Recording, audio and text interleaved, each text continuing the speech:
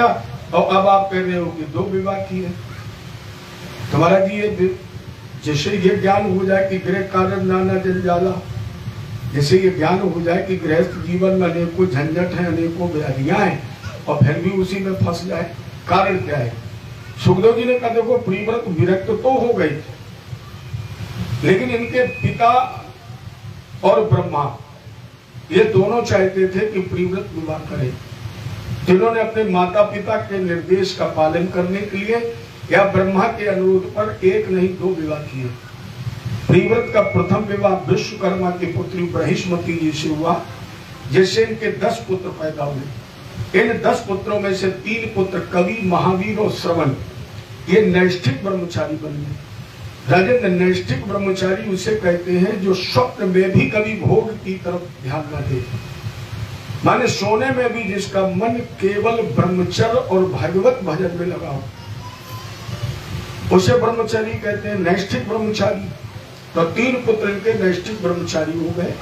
एक कन्या पैदा हुई थी जिसका नाम था ऊर्जस्वती, जो शुक्राचार्य जी के साथ ब्याही गई थी। दूसरी पत्नी से इनके 3 पुत्र पैदा हुए थे, तामस, रैवत और उत्तम। ये तीनों अपने नाम वाले मनवंतरों के स्वामी हो गए। ये वो प्रियव्रत हैं जिन्होंने रथ पर बैठ करके भगवान सूर्य की 7 बार परिक्रमा की, और जब 7 बार रथ पर बैठ करके परिक्रमा की तो इनके रथ के पहियों से 7 लीके बनी, समझवेन रथेन और ज्योतिर्मयेन रजनी मप दिनम। इन्होंने ये सोच करके कि हम अपने राज्य में कभी अंधेरा नहीं होने देंगे, तो इन्होंने रथ की परिक्रमा, सूर्य की परिक्रमा की। तो रथ के पहियों से जो लीके बनी है, माने जो रास्ते बने हैं, यही 7 समुद्र बन गए। और इन 7 समुद्रों के निर्माण से ये पृथ्वी, जिसकी नाप अभी हमने आपको बताई थी 50,000 करोड़ योजन। एक योजन में 3 कोष होते हैं, एक योजन में 3 कोष होते हैं। एक कोष के हिसाब से आप गणना करें कितनी है पृथ्वी। तो इस 50 करोड़ योजन भूमंडल को 7 भागों में, जिनके नाम पड़े जम्बू, प्लट, सालमली, कुश, क्रोच, शाक और पुष्कर, ये 7 द्वीप बन गए। देखो जैसे समुद्र, एक समुद्र से दूसरे समुद्र का विस्तार दूना है, उसी प्रकार से पृथ्वी का जब भाग विभाजन हुआ तो एक द्वीप से दूसरे द्वीप की लंबाई चौड़ाई भी दूनी ही है। अब प्रियव्रत के पास 7 ही पुत्र बचे थे, इसलिए इन्होंने प्रथम खंड का जो राजा है इसे अग्निगुर को बनाया। अग्निगुर ने मंद्राचल पर्वत पर तपस्या करके पूर्वचित्त नाम की अप्सरा से विवाह किया। विवाह करके इन्होंने 9 पुत्र पैदा किए, जैसे नाभिकुर, सरवर, शिलावर्त, हिरण्मयकुर, भद्रासु, केतुमाल, ये 9 पुत्र पैदा किए। जब इनकी पत्नी पूर्वचित्त नाम की अप्सरा स्वर्ग चली गई तो इन्होंने उस जम्बू द्वीप के 9 खंड किए। अपने 9 पुत्रों का विवाह मेरु की 9 कन्याओं के साथ किया। वानप्रस्थ लेने से पहले इन्होंने जम्बू द्वीप के 9 खंड कर दिए। 9 पुत्र थे, इन्होंने अपने एक पुत्र को एक द्वीप का राजा बना दिया। जम्बू द्वीप के 9 खंडों में से प्रथम खंड का नाम था अजनाब खंड या अजनाब वर्ष, जिसके राजा बने नाभि, जिन्होंने मेरु की कन्या मेरु देवी से विवाह किया, पुत्रेष्ठ यज्ञ किया, और उस पुत्रेष्ठ यज्ञ के प्रसाद से एक पुत्र की प्राप्ति हुई, जिसका नाम रखा गया ऋषभदेव। ये भगवान के कला अवतार थे, अंशावतार थे। ऋषभ माने होता है श्रेष्ठ। ऋषभदेव जी ने इंद्र का मान मर्दन करने के लिए अपने राज्य में वर्षा की। इंद्र जब पराजित हो गए तो इन्होंने अपनी पुत्री जयंती का विवाह ऋषभदेव जी के साथ किया, जिससे ऋषभदेव जी ने 100 पुत्र पैदा किए। राजन, इनमें से 9 पुत्र योगेश्वर के नाम से प्रसिद्ध हुए, जैसे चमस, द्रुमिल, करभाजन, हरि, अंतरिक्ष आदि 9 योगेश्वरों के नाम से प्रसिद्ध हुए। ऋषभदेव जी के 81 पुत्र भी नैष्ठिक ब्रह्मचारी बने। अब ऋषभदेव जी के पास बचे 10 पुत्र, जिसमें सबसे बड़े पुत्र का नाम था भरत ऐशाम खल महायोगी, बहुत बड़ा योगी था, ऋषभ देव जी का पुत्र भरत। जिस देश में हम आप बैठे हैं इसका पहले नाम था अजनाब वर्ष। भारत से ही इस देश का नाम भारतवर्ष पड़ा। राजनैतिक दृष्टिकोण से लोग दुष्यंत और शकुंतला पुत्र से इस देश का नाम भारतवर्ष बताते हैं, लेकिन हमारी भागवत जी में प्रमाण है कि ऋषभ देव जी का जो पुत्र भरत था इसके नाम से ही इस देश का नाम परिवर्तित हुआ। हालांकि अब तो राजनैतिक स्तर से भारत के नाम का भी विरोध होने लगा है। देखो अभी महीने 2 महीने पहले कितना विवाद छिड़ा भारत और इंडिया। होता है ऐसा। जैसे हमने एक बैंक पढ़ा, एक बार 2 नशा करने वाले लोग बैठे, एक बोला भैया हमने सुना है कि हिंदुस्तान और इंडिया में युद्ध हो गया। वो तो होता ही नहीं था, नशे में था, दोनों जम के नशे में थे। एक बोला भैया तुम्हें पता है क्या? बोले हिंदुस्तान और इंडिया में युद्ध हो गया। दूसरा बोला तो तुम्हें किस बात की चिंता? बताइए, तीनों में कहीं कोई एक ही तो है। लेकिन हमारे प्रमाणिक तौर पर जो हमारे ग्रंथों और शास्त्रों का प्रमाण है उसमें हमारे देश का नाम भारत ही था, भारत ही है और भारत ही रहेगा। भारत देश क्यों? भगवान की विशेष कृपा है जिस पर उसे कहते हैं भारत। जहां भक्त और भगवान दोनों साथ खेले उस देश का नाम है भारत। जहां मां के गर्भ में भक्त और भगवान, देखो उत्तरा जैसी सौभाग्यशाली महिला कोई हुई नहीं। कौशल्या के गर्भ से केवल भगवान हुए, देवकी यशोदा क्या केवल भगवान हुए, लेकिन उत्तरा एक ऐसी महिला थी जिसके गर्भ में भक्त पल रहा था और भगवान उसकी सुरक्षा में लगे थे। समय आने पर पहले भक्त का जन्म हुआ और उसको बचाने के लिए पीछे से भगवान को आना पड़ा। इसलिए भी इस देश का नाम भारत है, क्योंकि भारत तो भगवान और भक्तों की भूमि है। अगर इतिहास पर दृष्टि डालें तो आज तक प्रमाणिक तौर पर 3 भरत भी हुए हैं। सबसे पहले भरत की कथा आपके सामने है, जिनका तीसरा जन्म हुआ तो जड़ भरत पड़ा नाम। देखो इस प्रसंग में 3 जन्म की कथा है और इससे एक बात बिल्कुल प्रमाणित होती है कि व्यक्ति की 4 चीजें कभी नहीं बदलती है। ये शरीर बदल सकता है लेकिन 4 चीजें व्यक्ति की कभी नहीं बदलती हैं। जो तुम्हारे पास पिछले जन्म में थी वो इस जन्म में भी है और अगले जन्म में भी रहेगी। वो 4 चीजों में सबसे पहली चीज है मन। जो पिछले जन्म में था वो इस जन्म में भी है और ये मन अगले जन्म में भी रहेगा। ये निश्चित है, इसमें कोई परिवर्तन नहीं हो सकता है। दूसरे नहीं बदलती है बुद्धि, बुद्धि भी नहीं बदलती। इसके बाद नहीं बदलता है अहंकार। जो अहंकार तुम्हें पिछले जन्म में, जैसे आपने देखा कोई जानवर इतने अहंकारी होते हैं कि लोग सींग भी बांधते हैं, पैर भी बांधते हैं, गले में लकड़ी भी पहनाते, लेकिन तुम पास से निकलो तो ऐसे घूर के देखता है तो इसके पूर्व जन्म का अभिमान है। ये भी नहीं बदलता बुद्धि। जैसे एक अध्यापक जब विद्यालय में पढ़ाता है कक्षा में तो वो ये तो नहीं चाहता है कि 10 विद्यार्थी फेल हो 10 पास हो।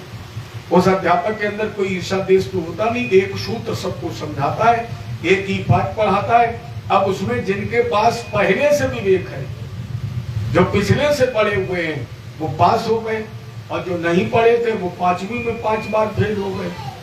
अध्यापक तो केवल यहाँ माध्यम है कि जो तुम्हारे हृदय पर पर्दा ज्ञानता का पड़ रहा है। जैसे यहाँ कथा हो रही है तो ऐसे सभी विद्यार्थी थोड़ी पढ़ रहे हैं, न सब पढ़ने आएंगे। यहाँ जब पढ़ने बैठोगे तो वही बैठेंगे जो पहले बैठ चुके हैं।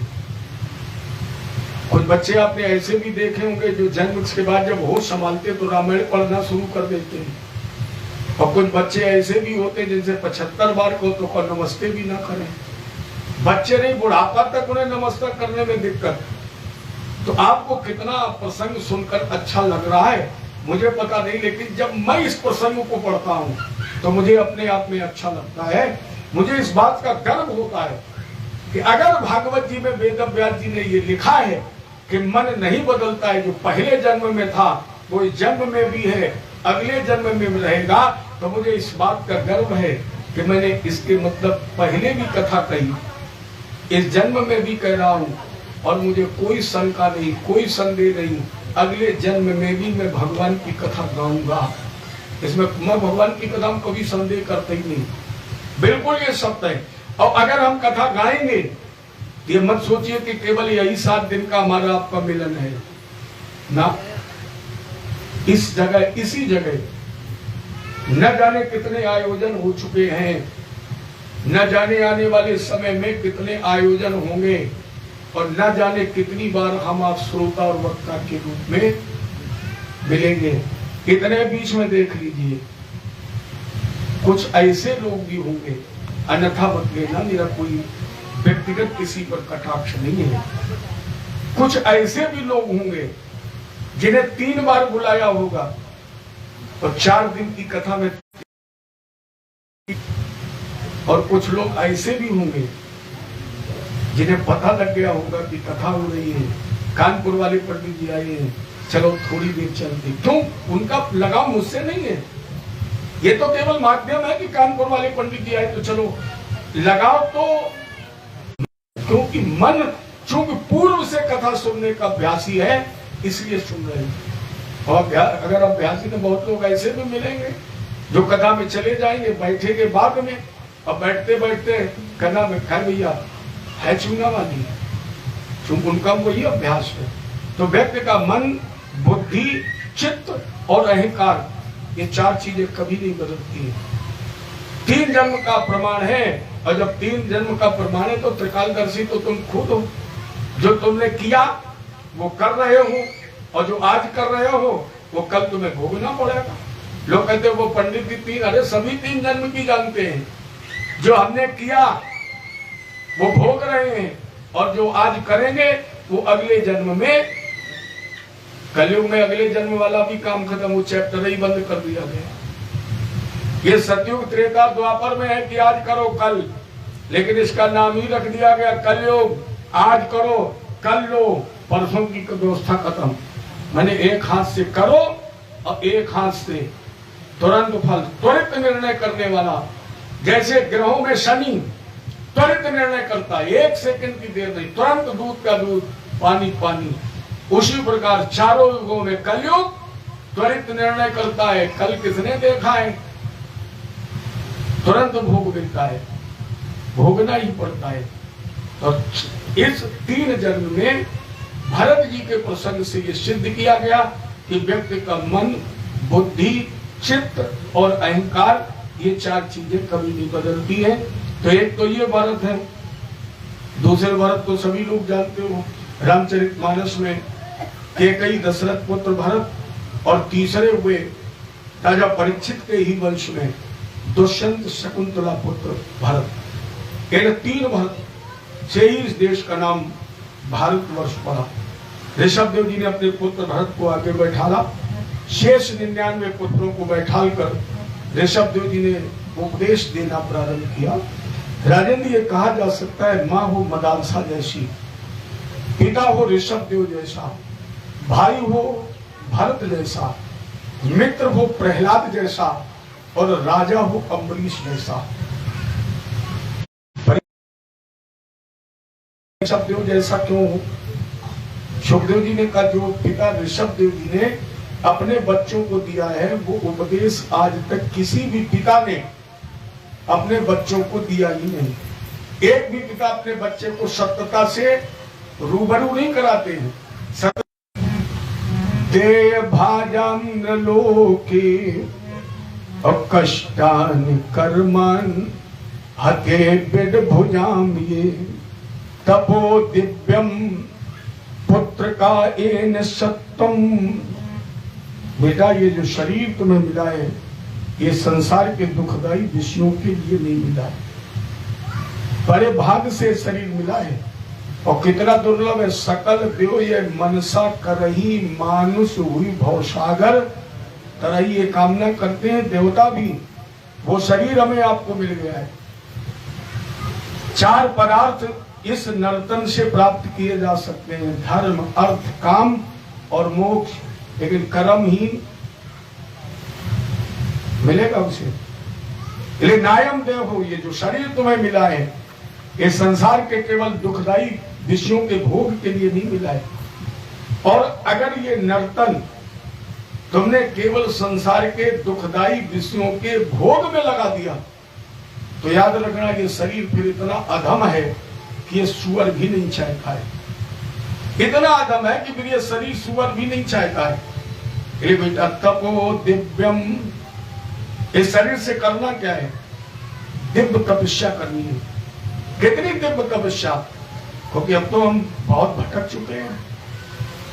मनुष्य शरीर का मतलब है मुक्ति। मुक्ति का मतलब किसी बंधन से छूटना, और बंधन हमारे आपके ऊपर दो है। पहला बंधन पुनरप जन्म पुनरप मरणम, जन्म और मृत्यु। पहला बंधन इस नर्तन से ही छुड़ा सकते हो, और दूसरा बंधन कामना का। मनुष्य तन से अगर चाहो तो ये दोनों बंधन छूट सकते हैं। ये तपो दिव्यम पुत्र का इन सत्यम शुद्धेत इस्मात ब्रह्म सौख्यम तुनंतम। बेटा फिर क्यों ना इतनी उत्कृष्ट तपस्या करो कि आत्मा शुद्ध हो जाए, और आत्मा शुद्ध होकर के अनंत ब्रह्म को प्राप्त कर ले। और ऐसा नहीं किया है तो फिर जग में जन्मे जब बाल भय तब एक रही शुद्ध भोजन की, तन में करुणाई जमे प्रगति तब प्रीत रही तरुणी तन की, वृद्ध भय धन की तृष्णा सब लोग कहे सन की सुख मंजुल। तुम्हें तो बुढ़ापा आ गया, बात पित्त काफी खांसी बढ़ गई, तुम्हें तो 3 बजे से नींद आई नहीं, तो चिल्लाना शुरू किया नाती को। क्यों? अभी तक झाड़ू नहीं लगी, तो नाती मुंह के बाद में निकालता है, और अंदर ही अंदर सोचता है हे भगवान बाबा कितनी जल्दी। आप लोग अन्यथा मत लेना, ये तो सच में बताऊं, कोई भी लड़का और बहू शादी के बाद ये चाहते नहीं है कि हमारे माता पिता जिंदा रहे। ये बिल्कुल आज के परिवेश में धूप है आपके ही क्षेत्र की, जो हम तो ज्यादातर इसी क्षेत्र में, मेरी तो जिंदगी कट रही है इस क्षेत्र में। और ऐसे माता पिता के विषय में जिसकी पेंशन थी 50,000 रुपए, 2 बेटे थे, दोनों सेवा करने के लिए तैयार नहीं।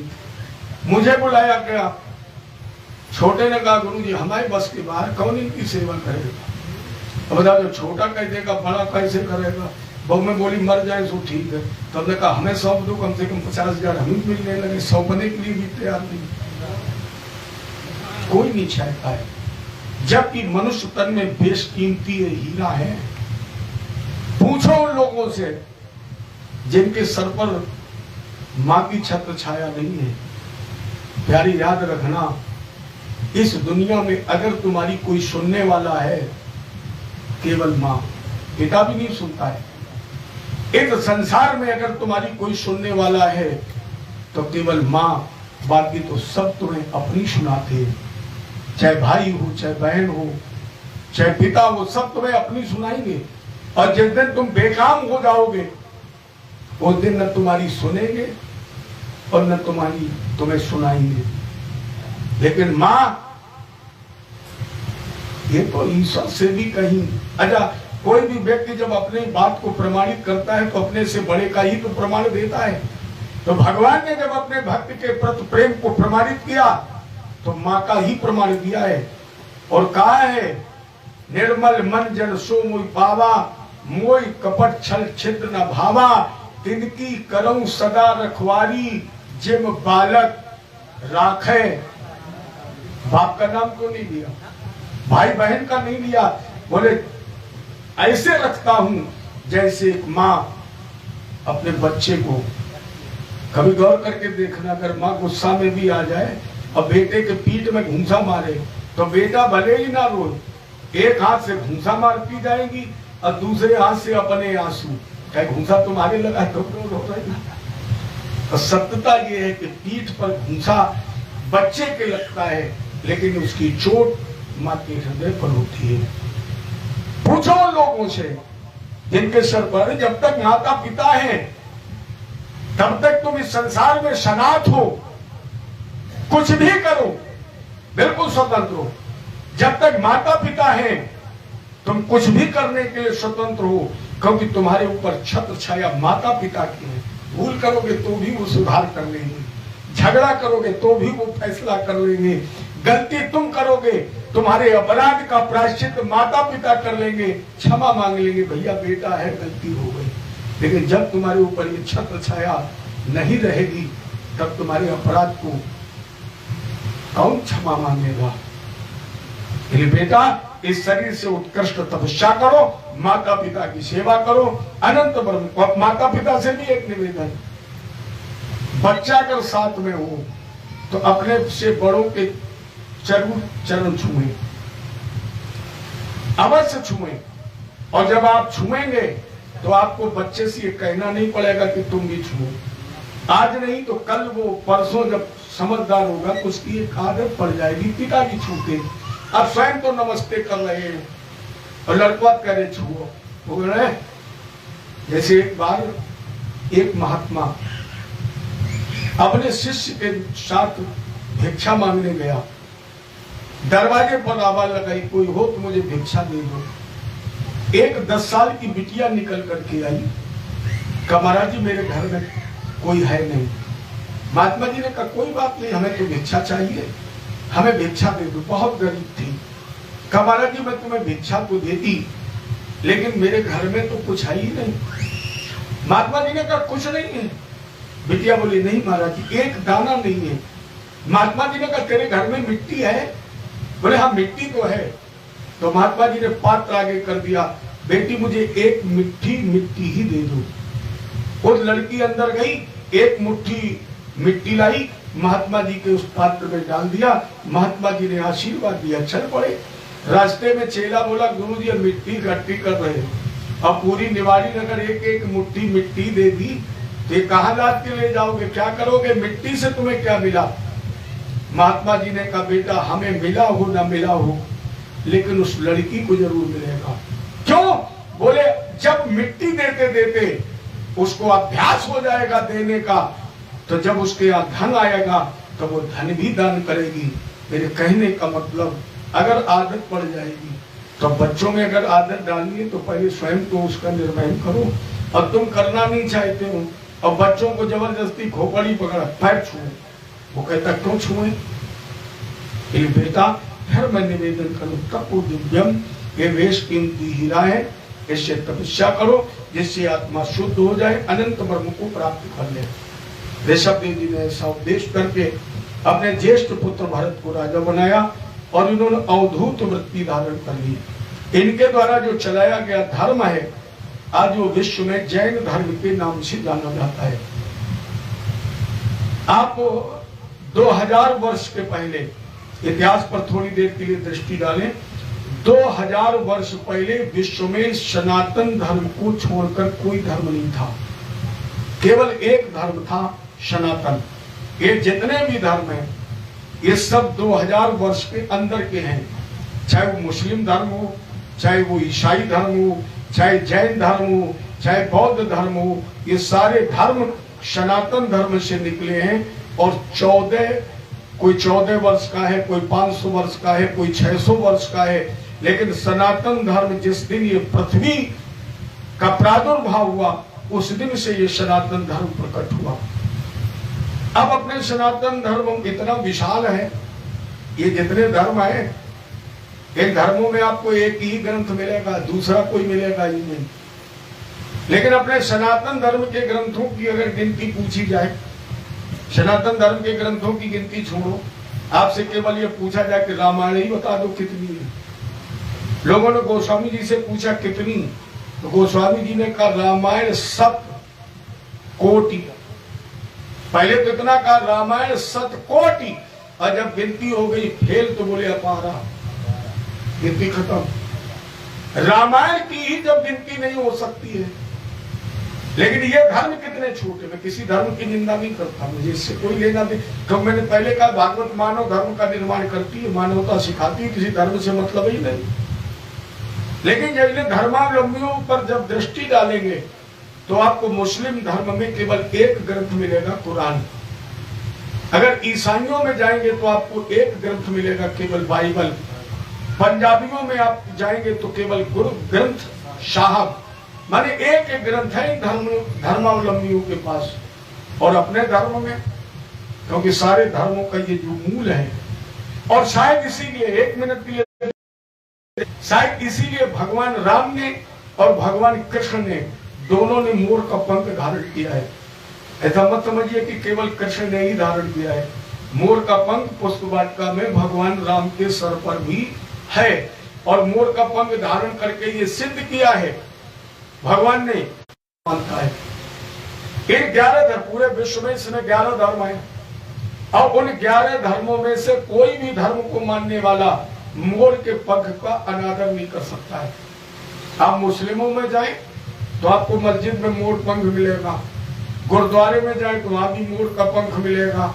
आपने जैन धर्मी दिगंबरों को देखा होगा, उनके हाथ में भी मोर का पंख है और अपने आप तो है ही। हर धर्मावलंबी के पास मोर का पंख है और भगवान ने उस मोर के पंख को धारण करके सिद्ध किया है कि सारे धर्मों का मूल मैं हूं। ये सारे धर्म एक एक करके निकल गए, लेकिन उनका जो मुखिया है वो सनातन धर्म ही है। सारे धर्मों का मूल इसी एक प्रमाण ये ऋषभदेव जी का भी है। इन्होंने ही सनातन धर्म से निकलकर एक धर्म चलाया, जिस धर्म का नाम आगे चल करके पड़ा जैन धर्म। जैन धर्म के जो प्रथम तीर्थंकर है ये ऋषभदेव जी ही है। ये भी इनके द्वारा धर्म चलाया गया। भरत जी ने विश्वरूप की कन्या पंचजनी से विवाह किया। 5 पुत्र पैदा हुए, सुमित, आवरण, सुदर्शन, धूम्रकेतु। इन्होंने ज्येष्ठ पुत्र को राजा बनाया और राजा बना करके गंडकी नदी, जिसका कुछ भाग उत्तर प्रदेश में, कुछ बिहार में, कुछ नेपाल में बहता है। ये जो शालिग्राम भगवान है ना, ये गंडकी नदी से ही प्रकट होते हैं। देखो, गंडकी शंखचूड़ नाम के दैत्य की पत्नी है, जिसका नाम भी था वृंदा, तुलसी। अब एक कथा इससे और मेल खाती जलंधर की। जलंधर की कथा और शिवपुराण में शंखचूड़ दैत्य की कथा दोनों की बिल्कुल एक जैसी है। ये जो शरीर है वृंदा का 2 भागों में बटा है। एक तो ये तुलसी बना है, वृंदावन तुलसी, और जो पार्थिव शरीर था, ये शरीर जब गल गया तो उसी गले हुए शरीर से एक नदी बनी जिसका नाम पड़ा था गंडकी। अब श्राप दिया था वृंदा ने भगवान को पत्थर का, तो पत्थर होकर शंकर जी ने फैसला किया कि पत्थर बनोगे तो तुम इन्हीं की आत्मा में निवास करोगे। गंडकी ने कहा तो कीड़े काटेंगे। भगवान ने बोले वो निशान बन जाएगा। ये शालिग्राम भगवान गंडकी में, यहीं पर भरत जी तपस्या करने चले गए। लेकिन एक धातु महानाद्यम, एक बार ये गंडकी नदी में स्नान कर रहे थे। फिर यहाँ से रामायण और भागवत की आप समानता करें। रामायण में जहां भी एक बार शब्द आया है, कोई ना कोई घटना घटी है। लगभग अनुमान में प्रमाणित तो नहीं कर रहा, क्योंकि भगवान की कथा को प्रमाणित करने का अधिकार केवल हनुमान जी को है और हनुमान जी के तो हम चरण की धोबन भी नहीं हो सकते हैं। और फिर रामायण की कथा तो दिव्य है, इतनी दिव्य है कि इसके अंदर घटने बढ़ने की क्षमता है। आप ये कई चौपाई गिन के देखना, शायद है जो संख्या तुम पूरी कर पाओ। तो मैं अनुमानित ये बता रहा हूं कि शायद रामायण में एक बार शब्द से 18 चौपाइयां हैं। नहीं, जो मैं प्रमाणित तो नहीं कर रहा, मैंने कहा अनुमान है। हालांकि अनुमान मैंने इसलिए व्यक्त किया कि कुछ विद्वान 21 बताते हैं, कुछ विद्वान 20 बताते हैं, लेकिन मैंने जब गिनने की कोशिश की तो मुझे 18 मिली। अब मुझे भ्रम हो गया 21, 20 और 18। तो मैंने गूगल पर सर्च किया तो गूगल ने भी ये बताया। हम ये भी नहीं कह सकते कि गूगल भी सच कह सकता है, प्रमाण तो केवल हनुमान जी ही दे सकते हैं। लेकिन गूगल पर जब आप सर्च करके देखेंगे तो गूगल भी ये कह रहा है कि एक बार शब्द की 18 चौपाइयां रामायण में हैं। तो हम ना तो उसे सत्य मानते, ना अपने को मानते हैं, हम तो अनुमान मानते हैं। लेकिन मेरा निवेदन ये है कि चाहे 18 हो, 21, 20 हो, लेकिन मेरा कहने का केवल मतलब ये है कि जहां भी एक बार शब्द है वहां कोई ना कोई विलक्षण घटना घटी है। समानता क्या है?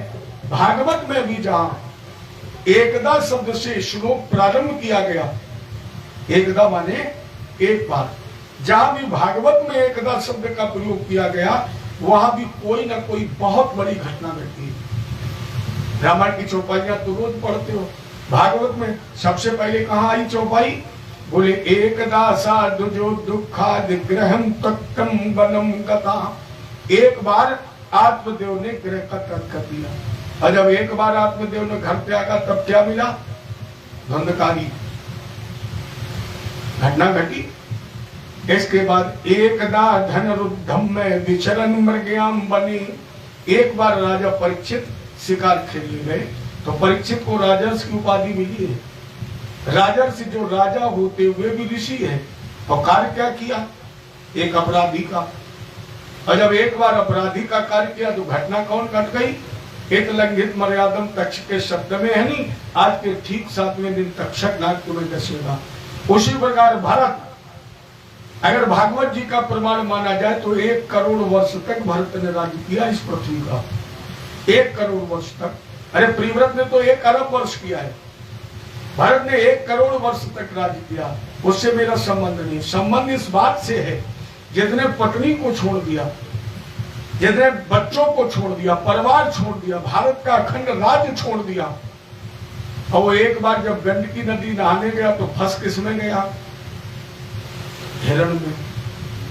इसलिए एक बार लिखा गया, माने हाथी छोड़ दिया और बकरी के चक्कर में फंस गया। क्यों? बगैर उसकी मर्जी के आप माया भी नहीं छोड़ सकते, बगैर उसकी मर्जी के। इसीलिए तो मैंने आज मंच से आते आते निवेदन किया था कि हम आप यहाँ कथा कह रहे सुन रहे, ये भी उसकी मर्जी है। अगर उसकी मर्जी नहीं है तो आप घर से तैयारी होके आए और गली की 13 सीढ़ी चढ़ने लगे, 12वीं चढ़ पाओ तो 13वीं में नीचे पहुंच जाओ, और कहो ऐसे पहुंच जाओ कि 13वीं सीढ़ी पर सीधे सीधे 13वीं की व्यवस्था हो जाए। हालांकि हमने गिनी नहीं है कितनी है ना। उसकी मर्जी है कि हम आप 13 चढ़ के यहाँ तेरे दरबार में बैठे हैं, ये भी उस तेरे का ही खेल है, बगैर उसकी मर्जी के कुछ होता नहीं है। एक चौपाई का एक श्लोक आया है, एकदा गृहदासी यशोदानंद देहनी। एक बार भगवान कृष्ण की मैया यशोदा दंत मंथन कर रही थी, कौन सी घटना घटी?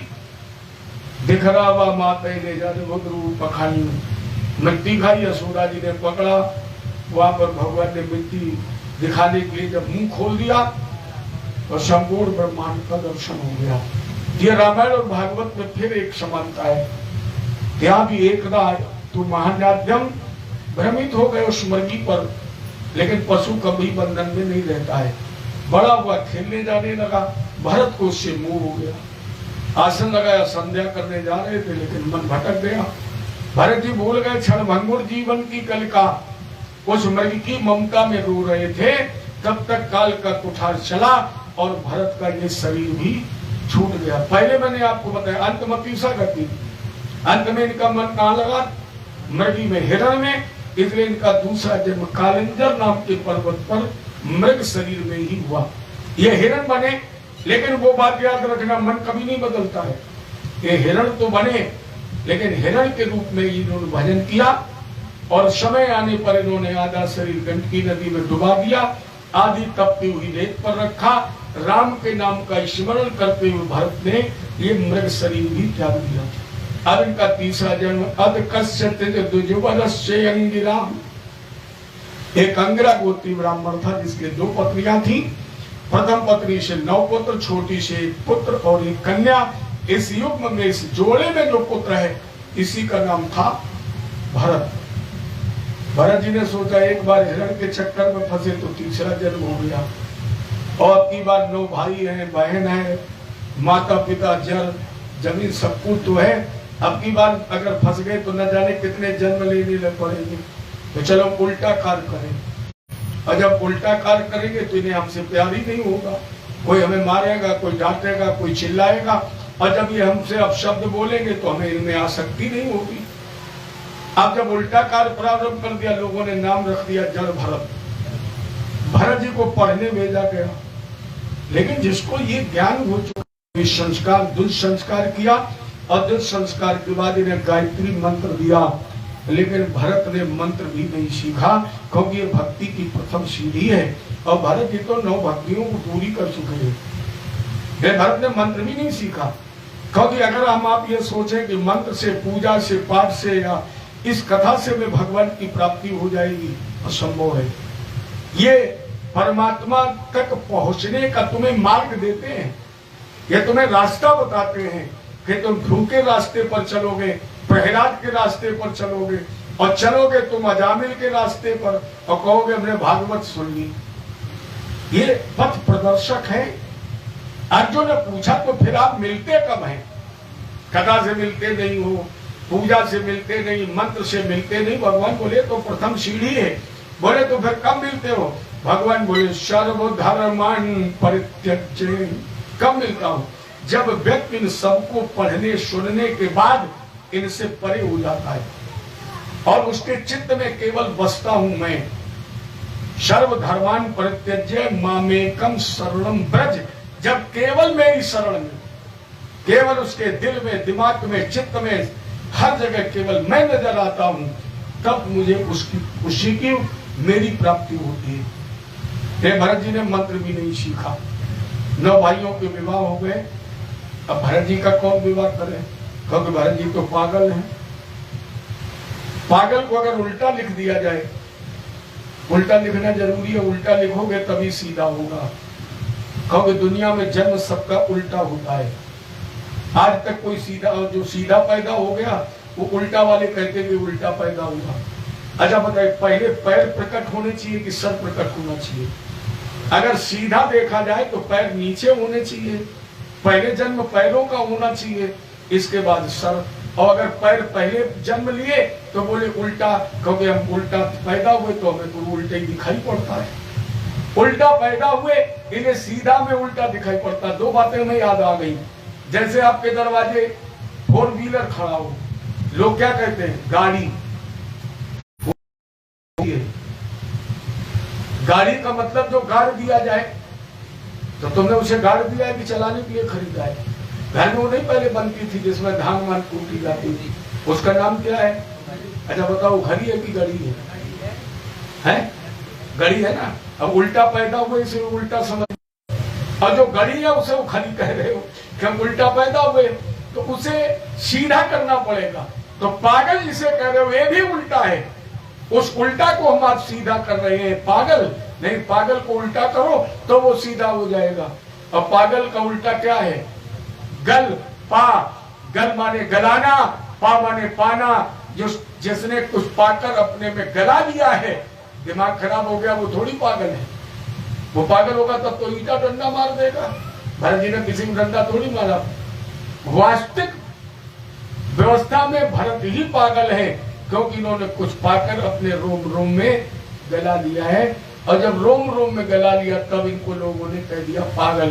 भाइयों ने निकाल दिया घर से। थोड़ी दूर चले और भरत जी का तो स्वाभाविक गुण था, बैठ गए रास्ते में, ताली बजने लगी और भरत जी ने शुरू कर दिया, श्री राम जय जय राम।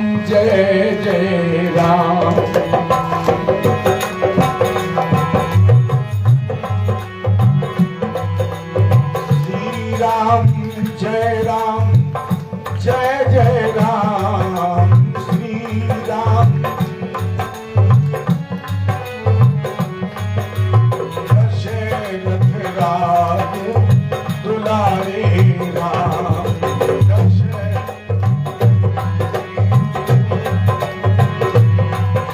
श्री राम जय जय राम। भरत ने कहा श्री राम जय राम। चले गए समाधि में, और इनका समाधि में जाना हुआ तब तक कदाचित कश्चित ब्रखल पतिर भद्रकाली। भद्रकाली की बलि देना था डाकुओं को, यही भरत जी ले गए। भरत जी को मां के सामने खड़ा किया। सरदार ने तलवार निकाली मारने के लिए, फिर सोचा चलो पूछ ले था पता। ये सरदार ने कहा तुम कौन हो? भरत ने कहा जो तुम हो वही मैं हूं, क्योंकि सिया राम में सब जग जानी। सिया राम सारा संसार है और जब सियाराम संसार है तो जो सीताराम तेरे अंदर है वही सीताराम मेरे अंदर है, तो जो तुम हो वही मैं हूं। अच्छा बताओ कहां जाना है? भरत जी ने कहा जहां तुम्हें जाना है। कहां से आए हो? भरत जी ने कहा जहां से तुम आए हो। आवागमन का स्थान तो एक ही है। सरदार ने कहा इसके मतलब इसका सर काटनी है, पागल हो गया है। जैसे तलवार निकाली, भरत ने कहा शरणागत दीनार्थ परित्राण परायणी सर्वस्यार्थरे देवी नारायणी नमोस्तुते। और इसी दुर्गा सप्तशती में एक श्लोक और है, कुपुत्रो जायते क्वचिदप कुमाता न भवति। पूत भले ही कपूत हो जाए लेकिन माता कभी। लेकिन इस पर भी कलयुग हावी हो गया है। कलयुग तो अभी हम पहले नहीं कहते। मेरे साथ एक विलक्षण घटना घटी। मैंने शाम को श्लोक बोला, कुपुत्रो जायते क्वचिदप कुमाता न भवति, तो उस समय तो सुन लिया। सुबह दैनिक जागरण पेपर आता था उस गांव में। उस गांव के एक महानुभाव सुबह पेपर लेकर, आप लोग का नफा मत लेना, उस पेपर में खबर आई थी कि एक माँ अपने 3 बच्चों को छोड़कर, बाकी आप लोग समझदार हैं। तो कलयुग में तो सब कुछ संभव है। लेकिन हमारे शास्त्र ये कहते हैं, अब वही बात है, ये सारी व्यवस्थाएं पश्चिमी हवा की वजह से हो रही है।